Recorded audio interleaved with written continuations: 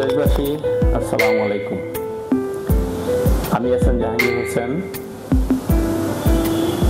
ঢাকা মহানগর উত্তর বিএনপির যুগ্ম আহ্বায়ক।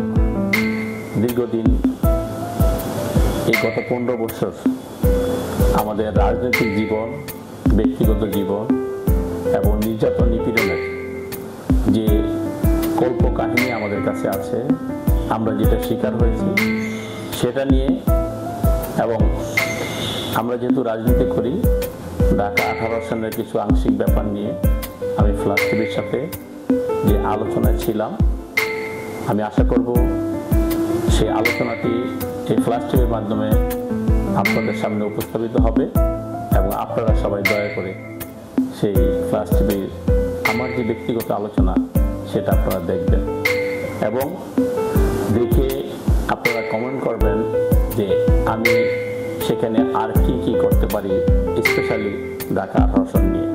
সবার আগে বাংলাদেশ।